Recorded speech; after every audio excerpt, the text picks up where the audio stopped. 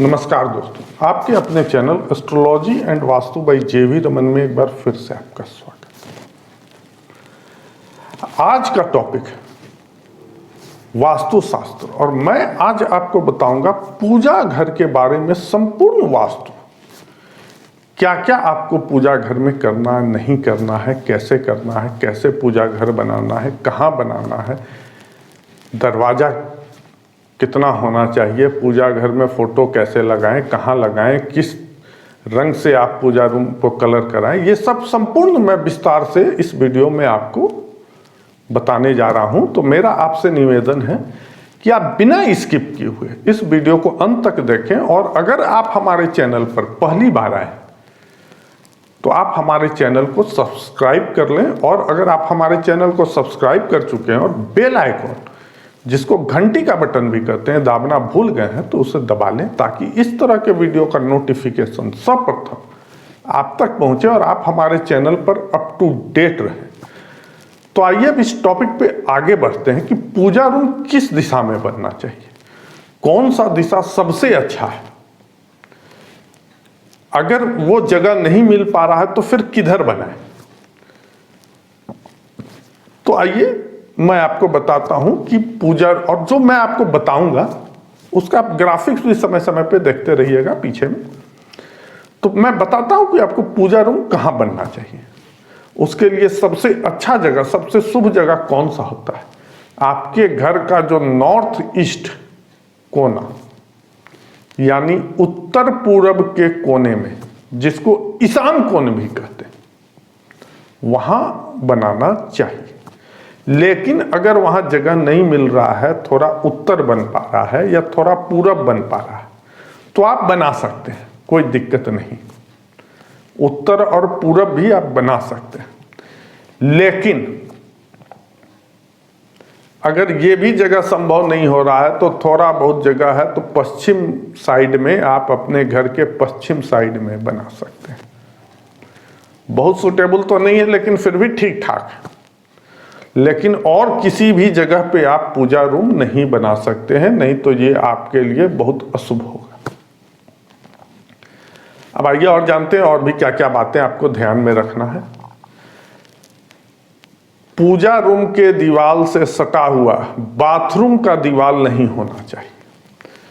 उसी तरह पूजा रूम से सटे हुए दीवार से किचन का दीवार नहीं होना चाहिए। ये दोनों उस दीवार से सटा हुआ नहीं होना चाहिए, आप वर्जित है। अब एक चीज और ध्यान रखिए, सीढ़ी के नीचे कभी भी आप पूजा घर नहीं बना सकते। बेसमेंट में आप पूजा घर नहीं बना सकते। अब देखिए, पूजा घर के ऊपर आप बाथरूम या किचन नहीं बना सकते, या किचन की मान लीजिए नीचे फ्लोर में किचन है और या बाथरूम है और ऊपर आप पूजा रूम बना दें, ऐसा भी नहीं कर सकते हैं। अभी जैसे आप जानते हैं कि लोग 2 तल्ला 3 तल्ला मकान बना लेते हैं और हर फ्लोर पे पूजा रूम चाहते हैं कि जो आए उसके लिए भी पूजा रूम हो जाए, अपने लिए कुछ अलग, और भाड़ा लगा रहे मान लीजिए रेंट पे है तो उसके अलग। तो इसमें ध्यान रखें कि पूजा रूम के ऊपर ही पूजा रूम बने और दिशा वही होना चाहिए, ईशान कोण में। अब और जान लेते हैं। देखिए, पूजा घर में फोटो कहाँ रखें, भगवान का जो फोटो है वो किस दिशा में लगाएं। या तो नॉर्थ में जिस उत्तर दीवार साइड लगाएं, या तो पूरब ईस्ट दीवार के साइड लगाएं। ऐसा क्यों करना है ये मैं आपको और बताऊंगा, आगे बताऊंगा। अब देखिए, फोटो को, जो पूजा रूम में जो फोटो लगा रहे हैं उसको कभी भी जमीन पर नहीं रखें।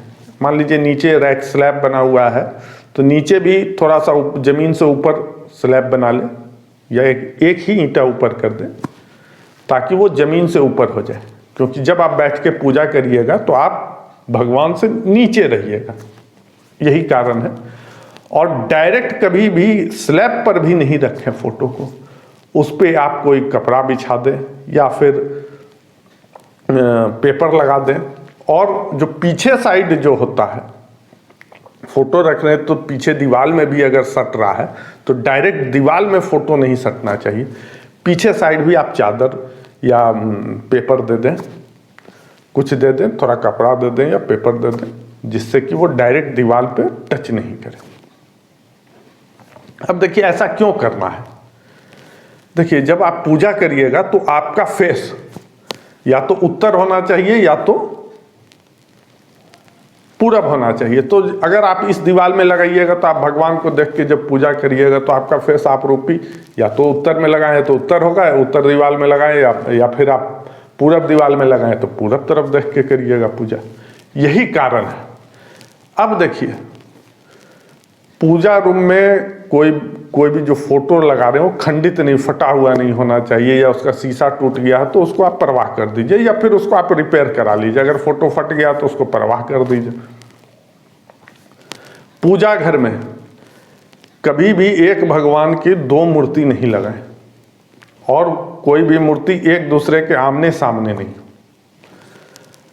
और अगर मूर्ति रखे हुए भी हैं तो उसकी ऊंचाई 6 इंच से ज्यादा नहीं होना चाहिए, उससे कम ही हो तो ज्यादा बढ़िया है। अब एक चीज और ध्यान रखिए, कभी भी पूजा रूम में अपने पूर्वजों का फोटो नहीं लगाएं। अगर आप पूजा रूम में अपने पूर्वज का भी पूजा करिएगा तो इससे भगवान का अपमान होगा। तो पूजा रूम में अगर आप रखे हुए हैं अपने पूर्वज का फोटो तो उसको वहां से हटा दें। पूजा रूम में कभी भी भगवान का खरा चित्र मत रखिए। बजरंग बली का छोड़ दीजिए, काली जी का छोड़ दीजिए, एक दो भगवान को अगर छोड़ देते हैं तो जैसे कि दुर्गा जी का हमेशा बैठा हुआ फोटो रखिए, लक्ष्मी जी का, सरस्वती जी का, गणेश जी का, शिव जी का। ऐसा क्यों? क्योंकि माना जाता है अगर भगवान खड़ा है तो वो जाते हुए रूप में, तो आपको हमेशा लक्ष्मी की कमी रहेगी, सुख की कमी रहेगी, संपत्ति की कमी रहेगी, इसीलिए विद्या की कमी रहेगी, पराक्रम की कमी रहेगी अगर इन सब भगवानों का फोटो खड़ा रहता है तो। इसीलिए अगर आपके पूजा रूम में खड़ा फोटो है तो उसको बदल के बैठा हुआ फोटो लेते हैं। गणेश जी का अगर फोटो लगा रहे हैं तो ये ध्यान रखिए कि जो सूर्य है उनका वो आपके लेफ्ट, उनके मतलब लेफ्ट हैंड साइड में रहना चाहिए, मुड़ा हुआ। अब एक चीज और ध्यान रखना है आपको कि पूजा रूम में जो दरवाजा, कभी दो दरवाजा नहीं होना चाहिए पूजा रूम में। ये चीज एकदम ध्यान रखिएगा। ये नहीं कि एक दरवाजा इधर लगा दिया, एक दरवाजा, एक ही दरवाजा से पूजा रूम का एंट्री होना चाहिए। पूजा रूम के दरवाजा के सामने किचन का दरवाजा नहीं होना चाहिए, ना कि बाथरूम का दरवाजा होना चाहिए। पूजा रूम का सीलिंग थोड़ा छोटा होना चाहिए। तो ये संभव नहीं है क्योंकि घर आदमी एक छत ढलवाता है।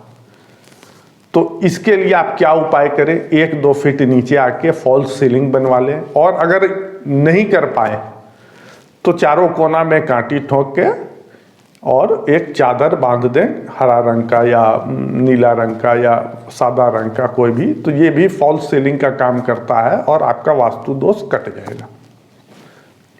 एक चीज और आप ध्यान रखें, पूजा रूम में जो हवन का जगह है वो आपका अग्नि कोण में होना चाहिए, साउथ ईस्ट के कोने में, यानी दक्षिण और पूरब के कोना में। अग्नि कुंड अगर आपके बना हुआ है तो वहीं है, और अगर नहीं भी बना हुआ है, मान लीजिए आप हवन कर रहे हैं तो उस दिशा में ही हवन करें। आप पूजा रूम के जो ईशान कोण हुआ उसमें जो नॉर्थ ईस्ट का जगह हुआ वहां आप एक कलश रख लीजिए, उस कलश में पानी भर के रख दें और उसमें थोड़ा सा कपूर डाल दें, और ये ध्यान रखें कि रोज उसमें जितना पानी कम हो उसको डालते रहें, और जब कपूर कम हो जाए तो उसमें फिर से कपूर डाल दें। इससे क्या होगा कि आपके घर में नेगेटिव एनर्जी नहीं आएगा और पॉजिटिव एनर्जी बना रहेगा और आप खुशहाल रहिएगा। हम, मुझे उम्मीद है कि ये सब तो आप समझ गए होंगे, लेकिन अब ये भी जान लीजिए कि कौन से रंग से आप पूजा रूम को रंग सकते हैं। कौन सा कलर यूज करें पूजा रूम में? सादा वाइट, नीला हल्का नीला, येलो हल्का येलो, जो भी कलर यूज करिए हल्का कलर यूज करिए। डार्क कलर ब्लैक लाल इस तरह का कलर से थोड़ा दूर रहिए। डार्क कलर को यूज मत करिए, जो यूज करना है कलर उसको हल्के कलर में ही यूज करें। तो मुझे उम्मीद है कि इन सब बातों को आप समझ गए होंगे, और अगर कुछ समझ में नहीं आया हो तो आप कमेंट बॉक्स में जाके उसको लिखें, या और कुछ पूछना भी हो तो आप कमेंट बॉक्स में जाके टाइप करिए, मैं उसका जवाब वहां पर आपको दे दूंगा। और आप कुछ नई जानकारी चाहते हैं तो आप उसके बारे में भी लिखें, मैं आगे वीडियो बनाऊंगा उसके ऊपर भी। तो मुझे उम्मीद है कि आज का वीडियो आप लोग समझ गए होंगे, और अगर आप लोग को ये वीडियो पसंद आया हो तो ज़्यादा से ज़्यादा शेयर करें और लाइक करना ना भूलें। और इस वीडियो को अंत तक देखने के लिए आपका बहुत बहुत धन्यवाद।